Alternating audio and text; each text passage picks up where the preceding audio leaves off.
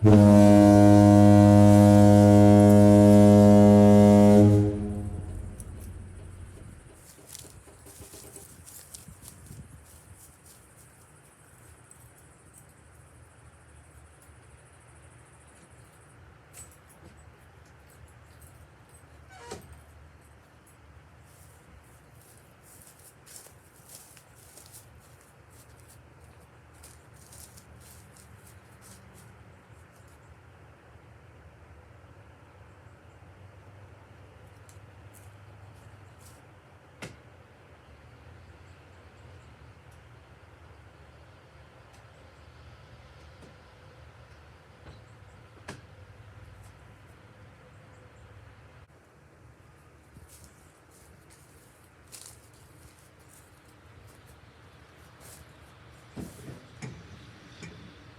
afternoon, YouTube.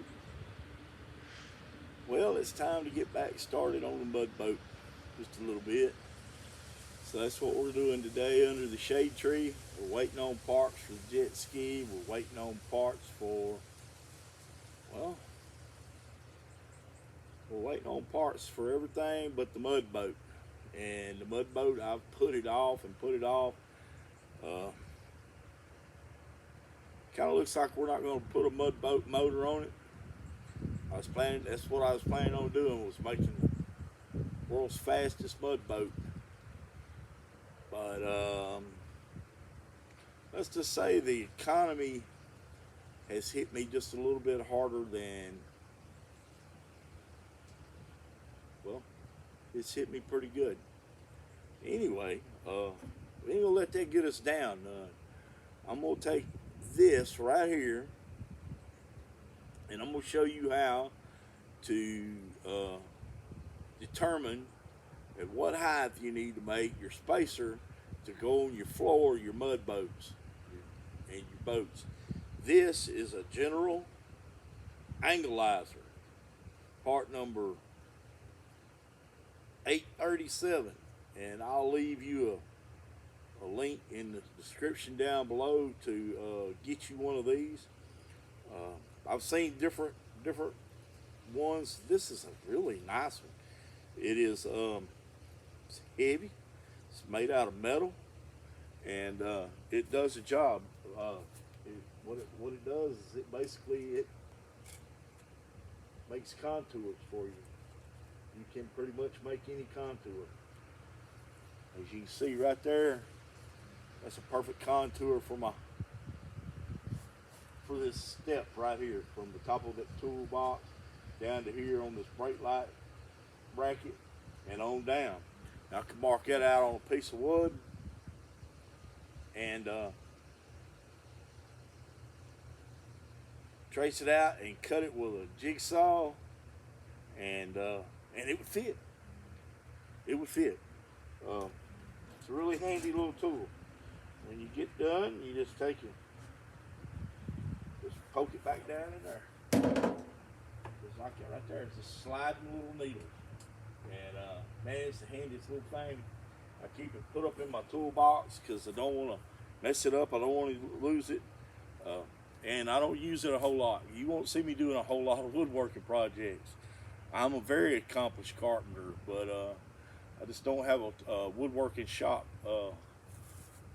built. And if I had a woodworking shop, you'd probably see a lot more woodworking projects come out of me, because I love to work with wood too.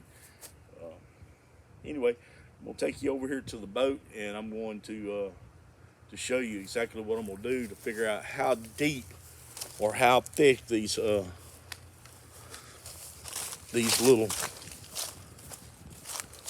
spacers need to be. All right, can you guys see down in here?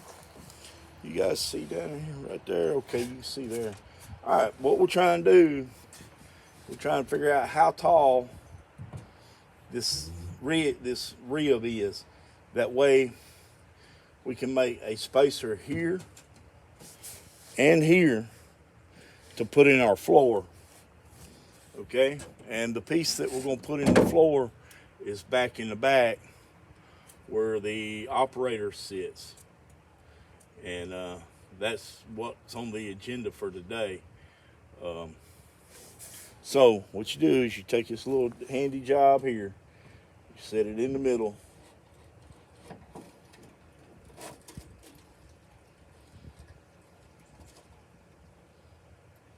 Okay, you make your contour. All right.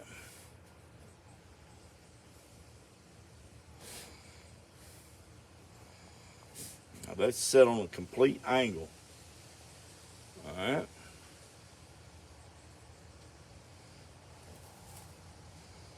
Now,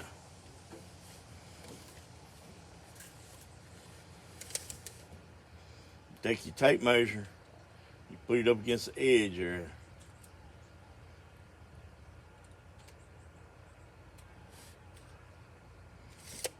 I'm gonna redo that.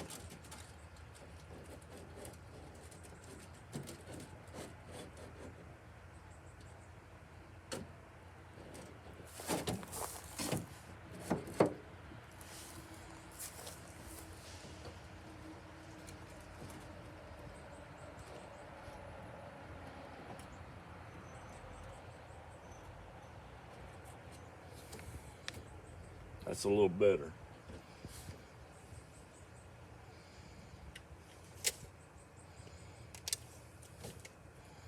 I'm gonna pull a measurement right there. 1 inch. So our spacer needs to be 1 inch thick. All right, let's go make some 1 inch thick spacers. Here.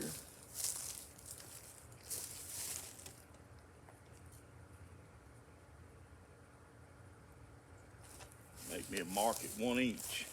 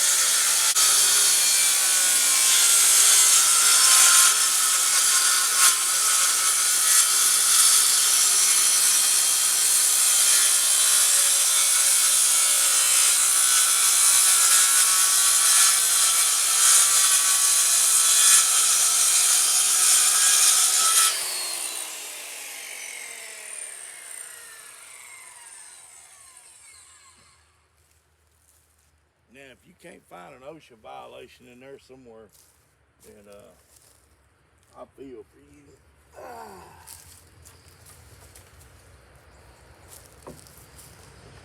There we go.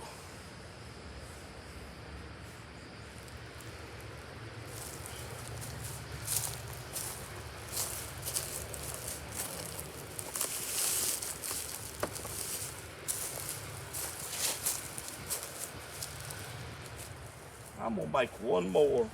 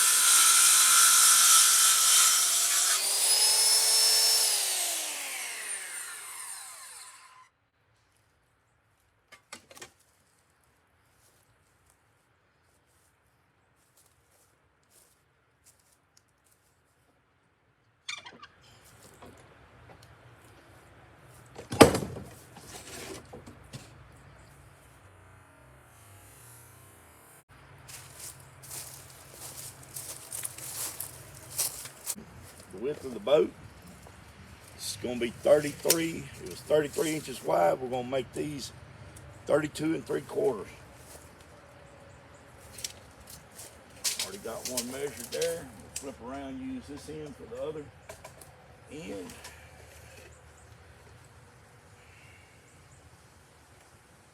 Two and 3/4 right there. Mark it with a crow's foot, grab our square.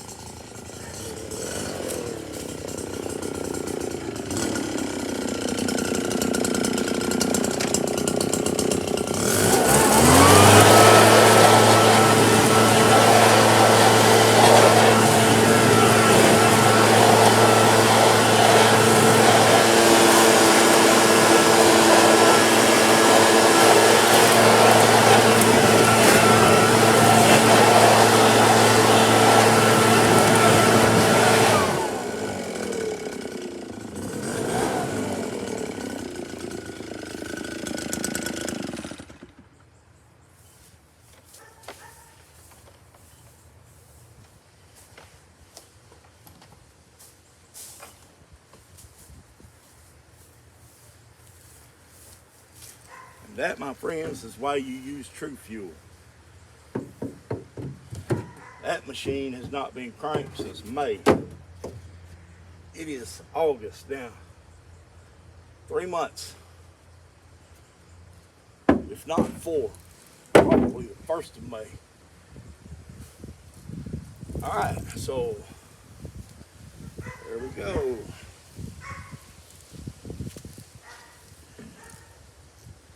Can't remember which end's which. I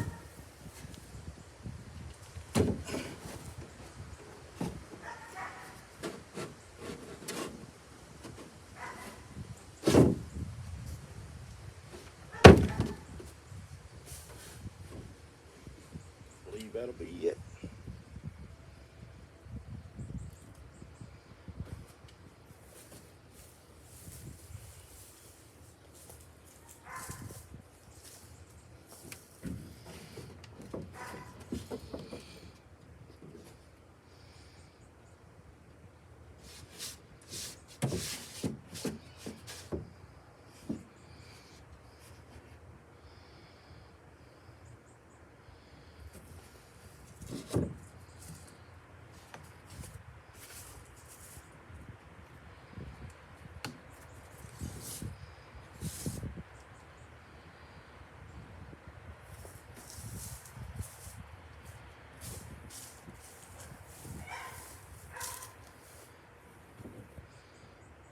I certainly like that.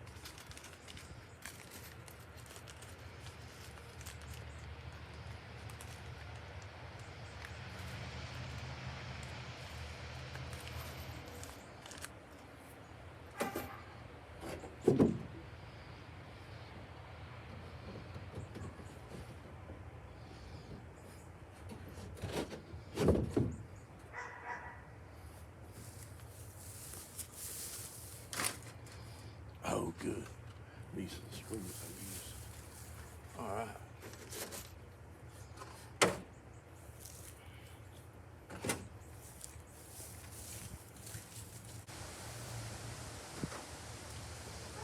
I love those keys.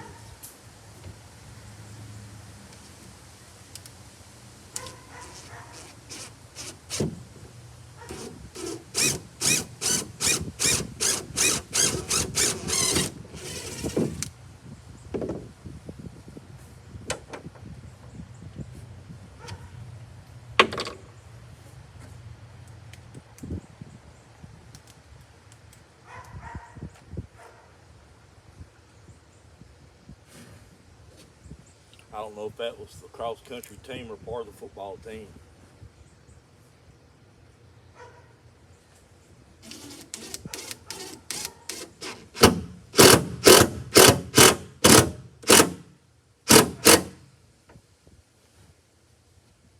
There we go. One step closer.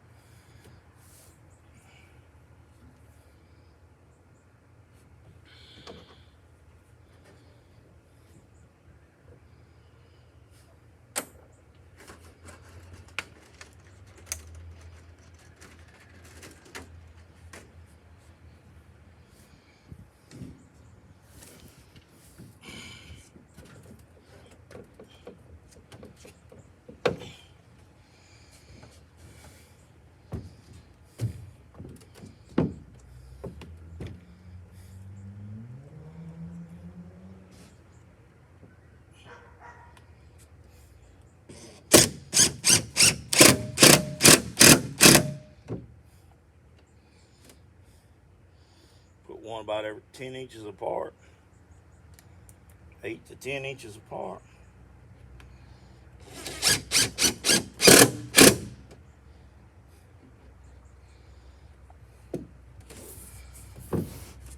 Countersink your heads, because we're going back in here with some HydroTurf, some Camo HydroTurf.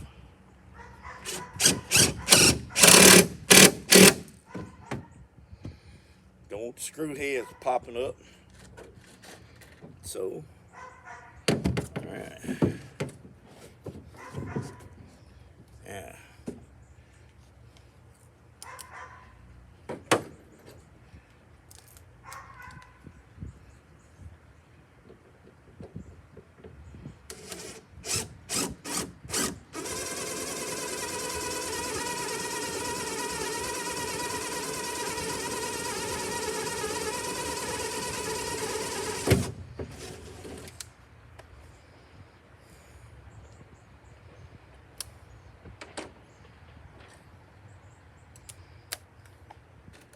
I'm just going to leave it in there.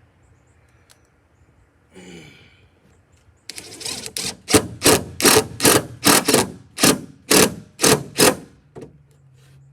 want to be very careful.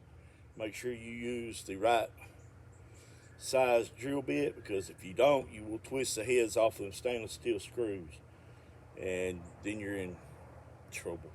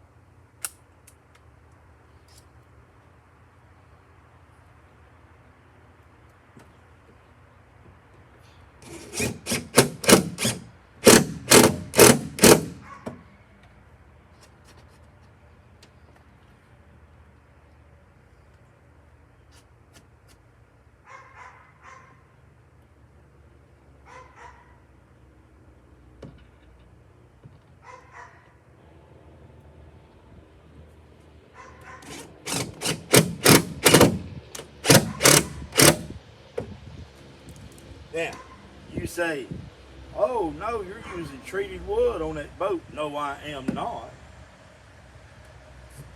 I'm using regular wood, regular plywood, 3/8 inch, or actually no, I believe this is 1/2 inch, yellow pine plywood. Now, why aren't you using treated plywood? Because treated plywood will cause unwanted corrosion on your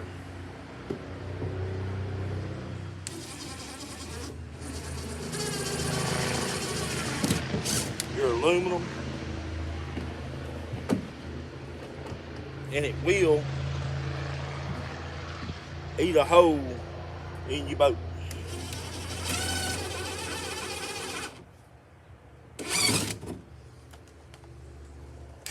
So that's why we don't want any holes in our boat.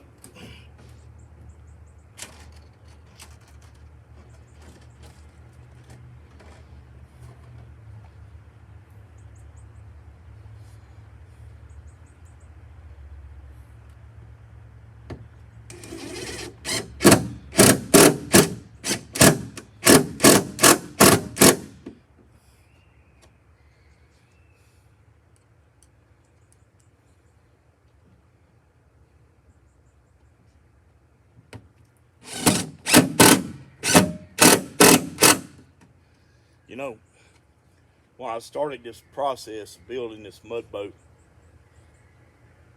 I took my neighbor on to help me. I needed a little help, but I needed more than a hand, because at that time I really wanted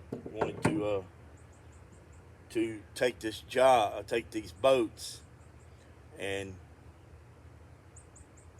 start selling them, and do 8 or 10 a year. I was, and then, you know, I told him that, I said, man, I need some help over here. I can't pay you right now, but I will pay you when I sell that boat. I don't know how long it'll take to sell the boat. I don't know. You guys know as well as I do, when you sell something, it may take a little time. Anyway, well, about a month went by after we started. Well, he started whining. He wanted some money. He needed money. And it's like, wow, okay, all right.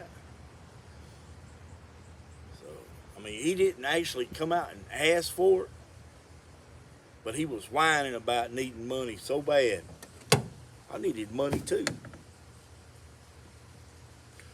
So, I don't know. I waited a couple weeks and I just acted like I didn't hear it. Nothing. Well, I did a couple jobs and I made enough money that I paid him. And I asked him how many hours he had.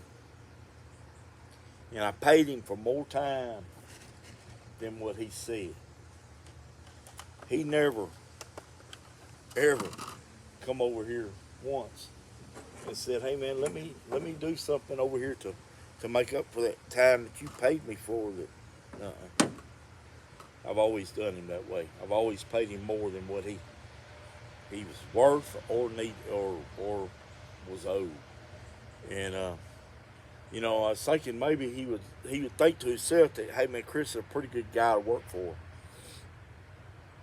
Maybe I should learn everything that he's doing, because Chris can put me to work and keep me working. Because I was planning on buying, and I still might do it, an acre of land and building a large building on it, putting a paint booth and all that good stuff in it, just to build boats and display boats out of.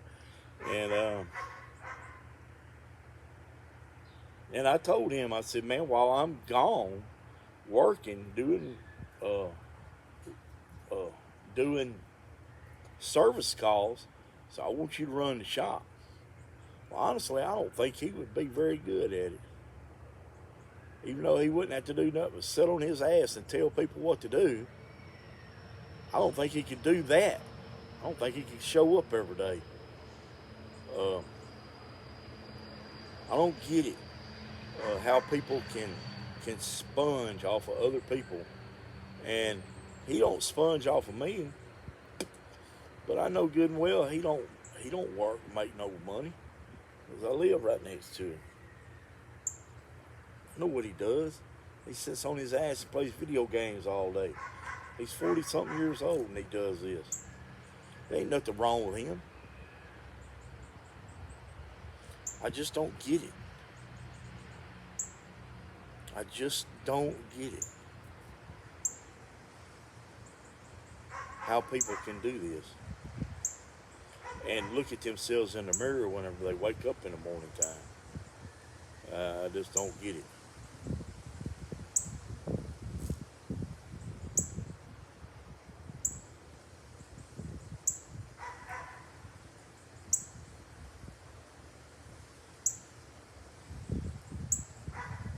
We remain friendly, but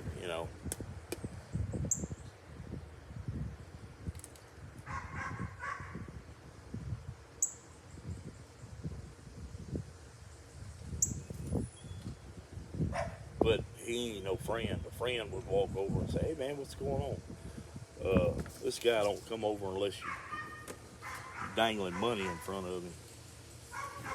Yeah. All right. But I mean, that's the way it is.